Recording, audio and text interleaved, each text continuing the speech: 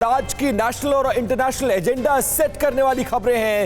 एटमी जंग के 5 सबूत, F-22 वर्सेस J-20, 3 देशों में इसके बाद तनाव, गाजा अंत की फाइनल डेट, घाटी में टेरर एजेंडा, गिरफ्तारी पर सियासी गदर। और बड़ी खबर है, रूस यूक्रेन युद्ध का एजेंडा सेट करने वाली खबर है ये। एटमी हमला कर सकते हैं पुतिन। ब्रिटेन के पूर्व सेना प्रमुख को इस बात का डर है। परमाणु जंग की ओर बढ़ रहे हैं हालात। यूक्रेन को हथियार नहीं दिए तो हार तय है।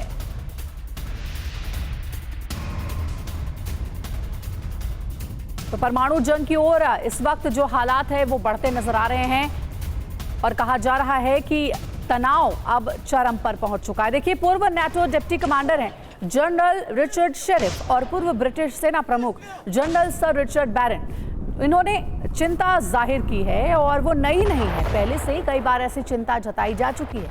सबसे ज्यादा परेशान करने वाली बात यह है कि जनरल रिचर्ड बैरन ने इसके लिए 5 ट्रिगर भी बताए हैं, जिसके बाद परमाणु विनाश तय है। यानी पुतिन एक प्लान में भी कामयाब हो गए तो वो महाविनाश ला देंगे। और देखिए, ब्रिटिश जर्नल ने क्या कुछ कहा है वो आपको बता दें। उन्होंने डर जताया है कि उसके पीछे तर्क भी दिए हैं। जरा समझिए कैसे विश्व युद्ध 3 का आगाज हो सकता है और कैसे परमाणु विनाश की आशंका को जताया जा रहा है। अगर जून तक डोनबास में पुलिस जीत जाती है, इस लक्ष्य को माफ करें, पुतिन जीत जाते हैं और इस लक्ष्य को हासिल करने के लिए पुतिन पहले से ही खार्किव पर हमले तेज कर चुके हैं। अगर मोल्दोवा और जॉर्जिया पर कब्जा कर पाए, जॉर्जिया में पहले से ही लोग विदेशी प्रभाव पर बने एक कानून का विरोध कर रहे हैं। बाल्टिक देशों पर साइबर टेरर अटैक हो सकता है। इस मिशन के तहत पुतिन यूरोप में उथल पुथल लाना चाहते हैं। लिथुआनिया पर हमला करने का उनका प्लान है। सुआल की गैप से लिथुआनिया पर पुतिन की सेना हमला कर सकती है। पुतिन हमले करवाकर ये माहौल बना सकते हैं कि पश्चिमी देश ऐसा कर रहे हैं। यूक्रेन में फ्रांस सैन्य तैनाती कर कई बार फ्रांस इस बात का इशारा कर चुका है। ऐसा हुआ तो नाटो से सीधी टक्कर और सर्वनाश तय माना जा रहा है। और हमारे संवाददाता मनीष हमारे साथ ज्यादा जानकारी के साथ जुड़ गए हैं। मनीष, ये तमाम जो अपडेट्स हैं ये किस तरफ इशारा कर रही है? क्या हो रहा है? रूस और यूक्रेन युद्ध में कब तक चलने वाला है और किस करवट ऊंट बैठेगा? बिल्कुल, देखिए, सबसे बड़ी बात यह है कि रूस की तरफ से तो यही दलील दी जाती है कि ये एक किस्म का रूसोफोबिया है, जिसे ब्रिटेन और दूसरे यूरोपीय देश के नेता लगातार आगे बढ़ा रहे हैं कि रूस ऐसा कर लेगा, रूस हिटलर की तरह एक के बाद एक देशों पर आक्रमण करेगा। वहीं दूसरी तरफ यूरोपीय देशों के साथ देखें तो यूरोपीय देश अपने हिसाब से तैयारी कर रहे हैं। नाटो की लगातार एक्सरसाइज हो रही है। वो तमाम देश जो रूस के पड़ोसी देश भी हैं, लेकिन वो नाटो के देश हैं, वो अपने यहाँ अमेरिकी सैनिकों को, अमेरिकी हथियारों को और यहाँ तक कि न्यूक्लियर हथियारों को भी रखने की बात कर रहे हैं। तो मामला संजीदा तो है, कुछ ऐसा हो रहा है जिसके परिणाम बहुत अच्छे नहीं दिखाई देने वाले हैं। देखिए, रूस वर्सेस नाटो जब होगा तो किसके परिणाम किसके तरफ बैठेगा ये कहना बहुत मुश्किल है, क्योंकि दोनों ही पक्ष के पास विध्वंसकारी हथियार है और एक बार युद्ध शुरू होने के बाद दोनों में से शायद ही कोई पक्ष उसे कंट्रोल करने की स्थिति में होगा। ठीक है मनीष, और तनाव इस वक्त चरम पर है जैसा आप भी बता रहे हैं। बहुत शुक्रिया हमारे साथ जुड़ने के लिए। और देखिए, एक और बड़ी खबर है, खेरसोन में रूसी फोर्स का ग्राउंड ऑपरेशन। रूसी तोपों ने यूक्रेन की डिफेंस लाइन तक भेजे और तोपों की गोलाबारी से कई यूक्रेनी सैनिक भी मारे गए हैं। तो देखिए, ऐसी जानकारी मिल रही है कि इस हमले में कई यूक्रेनी सैनिकों की जान गई है। तोपों ने यूक्रेन की डिफेंस लाइन को अब क्रॉस कर लिया है। और तोपखाने के साथ टैंक रेजिमेंट का एक्शन भी देखने को मिला है। रूसी बैटल टैंक ने यूक्रेनी सैनिकों को खदेड़ दिया है। बाहरी खार्किव में यूक्रेन को भारी नुकसान का दावा किया जा रहा है।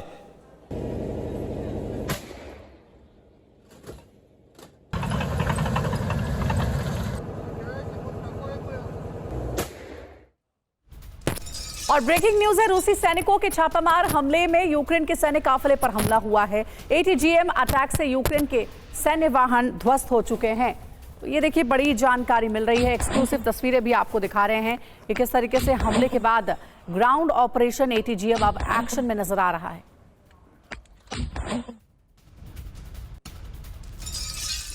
और यूक्रेन को एक बार फिर से सता रही है सर्दियों की चिंता।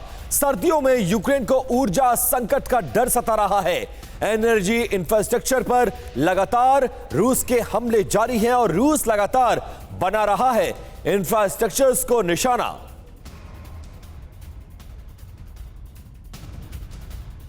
और अब बात करेंगे 3 देशों में तनाव की। चीन ने फाइटर जेट की तैनाती बढ़ाई है। वुशान एयरबेस पर तैनात किए J-20। अमेरिका के F-22 की तैनाती का ये जवाब बताया जा रहा है।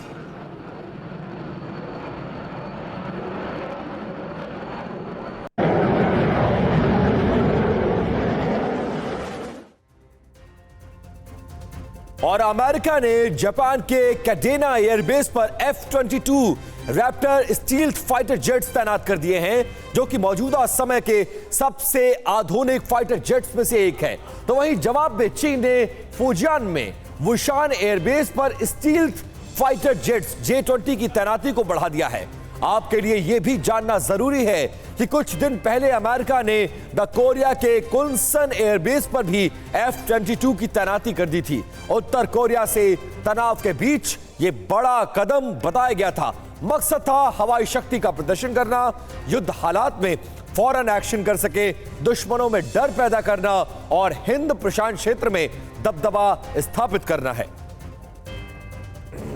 और अब ऐसा एजेंडा जो गाजा जंग का रुख भी मोड़ है और कहा जा रहा है कि गाजे पर जो हमले हो रहे हैं उसे और भी तेज किया जा रहा है। नेतन्याहू को वॉर कैबिनेट से डेडलाइन मिली है। गाजा जंग खत्म करने का अल्टीमेटम दिया गया। वॉर कैबिनेट सदस्य ने दी है डेडलाइन। तो गाजा जंग को खत्म करने का अल्टीमेटम दिया गया है।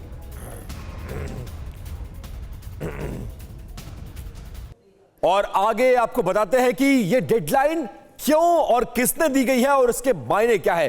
दरअसल देखिए, इजरायली वॉर कैबिनेट सदस्य ने यह नई डेडलाइन दी है और डेडलाइन से पहले सर्वनाश तय माना जा रहा है।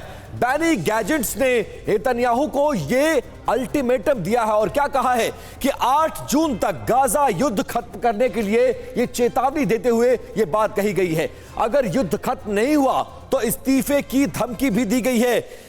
गैडेंस की 6 सूत्री जो प्लान है वो मानने की मांग की गई है। उसमें इजरायली बंधकों की रिहाई की डील भी शामिल है।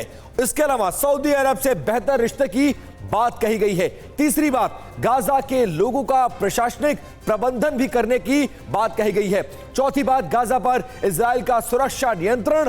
पांचवी बात जो सबसे ज्यादा महत्वपूर्ण बताई जा रही है वो ये है कि इस पूरे मामले में कहीं ना कहीं अल्टीमेटम देता हुआ तय नजर आ रहे हैं। और अगली बड़ी खबर का रुख कर लेते हैं। आईडीएफ का हमास पर विध्वंसक हमला। आईडीएफ की फायरिंग में 2 हमास लड़ाके ढेर हो गए। दोनों ओर से फायरिंग में हमास के लड़ाके ढेर हुए हैं। तस्वीरें आपके सामने।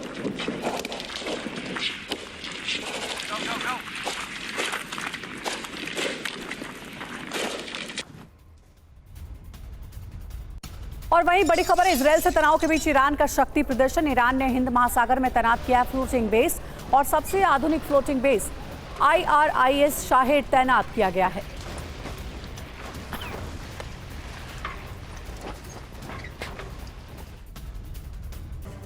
और बड़ी खबर बुलेटिन की शुरुआत दिल्ली में गर्भवती सियासत से। आज 12 बजे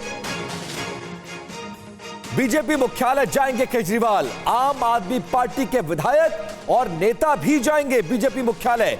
बीजेपी मुख्यालय पर गिरफ्तारी देने का यह ऐलान किया गया है।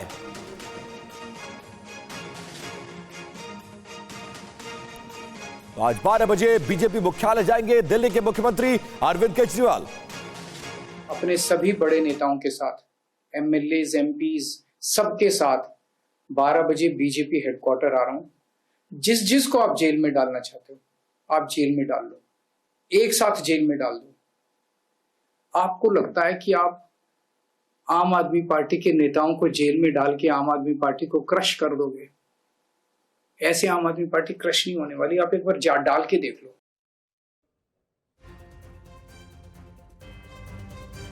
और देखिए, दिल्ली के मुख्यमंत्री अरविंद केजरीवाल ने बीजेपी को चेतावनी दी है और कहा है कि आज वो दोपहर 12 बजे पार्टी नेताओं के साथ बीजेपी हेडक्वार्टर जाएंगे। और स्वाति मालीवाल के मामले को लेकर सियासत लगातार हो रही है। दिल्ली के सीएम अरविंद केजरीवाल के पीए विभव कुमार की गिरफ्तारी के बाद ये मामला और गर्मा गया है। देखिए 4 तस्वीरें आपको दिखा रहे हैं। लोकसभा चुनाव के बीच इस मामले ने अब तूल पकड़ लिया है और उसके बाद आम आदमी पार्टी अब बीजेपी पर और ज्यादा हमलावर हो गई है। अरविंद केजरीवाल ने बीजेपी को चेतावनी दी और कहा है कि वो इस मामले में जेल का खेल खेल रही है। और बड़ी खबर है, बात करेंगे घाटी में टेरर एजेंडा सेट करने वाले आतंकियों की एक और कायराना हरकत की। जम्मू कश्मीर से यह खबर है, शोपिया में बीजेपी नेता की हत्या का मामला है। पूर्व सरपंच एजाज अहमद का मर्डर हुआ है। आतंकियों ने एजाज को गोलियों से भून डाला। हुरपोरा गांव में हमला अंजाम देकर आतंकी वहां से फरार हो गए।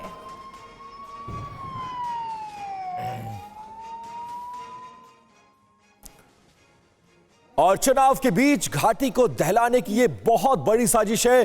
दक्षिणी कश्मीर के शोपिया में बीजेपी नेता की हत्या कर दी गई। हुरपोरा गांव में एजाज अहमद को गोली मारी गई। गांव के पूर्व सरपंच रहे थे एजाज अहमद। इलाके की फिलहाल पुलिस ने घेराबंदी कर दी है और आतंकियों की तलाश में सर्च ऑपरेशन जारी है। और अगली बड़ी खबर का रुख कर लेते हैं। जम्मू कश्मीर में 24 घंटे में 2 आतंकी वारदातों को अंजाम दिया गया है। जे&के में पहलगाम में सैलानियों पर फायरिंग की गई है, जबकि जयपुर से आए दंपति गोली लगने से घायल हो गए हैं। फिलहाल दोनों का अस्पताल में इलाज चल रहा है। रेस्टोरेंट में खाना खाते वक्त यह गोलीबारी की वारदात को अंजाम दिया गया है। और चुनाव के बीच एक के बाद एक आतंकी घटनाओं को अंजाम दिया जा रहा है। पिछले 24 घंटे में 2 आतंकी वारदात हुई है। शोपिया और पहलगाम गोलियों से थर्रा उठे हैं। शोपिया में बीजेपी नेता को मौत के घाट आतंकियों ने उतार दिया, तो पहलगाम में सैलानियों पर फायरिंग करके दहशती एजेंडे को अंजाम दिया गया। लेकिन हमारे जवान, हमारे सुरक्षा बल इन सभी कायर आतंकियों का हिसाब पूरा करेंगे। और बड़ी खबर, महबूबा मुफ्ती का हमले की टाइमिंग पर सवाल। दक्षिण कश्मीर के चुनाव टलने के बाद हमले क्यों हुए? 2 आतंकी हमलों पर बोली महबूबा मुफ्ती। सरकार के शांति के दावों की यहां पोल खुल गई है। और अगली बड़ी खबर का रुख करते हैं। किर्गिस्तान में जारी है विदेशी छात्रों पर हमले। भारत पाकिस्तान के छात्रों को निशाना बनाया जा रहा है। छात्रों से मारपीट और भेदभाव करने के आरोप लगे हैं। छात्राओं के साथ छेड़खानी का भी आरोप लगा है। और बड़ी खबर है, किर्गिस्तान में पाकिस्तान के छात्रों का दावा, लड़कियों के साथ यहां रेप हो रहा है। पाकिस्तानी मूल के छात्रों को पीटा जा रहा है। तो देखिए, पाकिस्तानी छात्रों ने यह खुलासा किया है कि किर्गिस्तान में पाकिस्तानी छात्रों की बहुत बुरी हालत है। और किर्गिस्तान मामले पर बोले हैं पाकिस्तान के राजदूत, मारपीट के वीडियो अफवाह हैं, ये हसन जैगम ने कहा है। पाकिस्तानी छात्रों के संपर्क में हैं हम। हसन जैगम, जो कि पाकिस्तान के राजदूत हैं, उन्होंने इस पूरे मामले में सफाई दी है। और अगली खबर ग्रेटर नोएडा से, जहां पर एक और लिफ्ट हादसा हुआ है। अपार्टमेंट की लिफ्ट में फंसे हैं 4 लोग। 15 मिनट तक महिलाएं और बच्चे लिफ्ट में फंसे रहे। एक दिन में अपार्टमेंट की लिफ्ट 2 बार फंसी है, जिसके बाद लोग खासे परेशान नजर आए।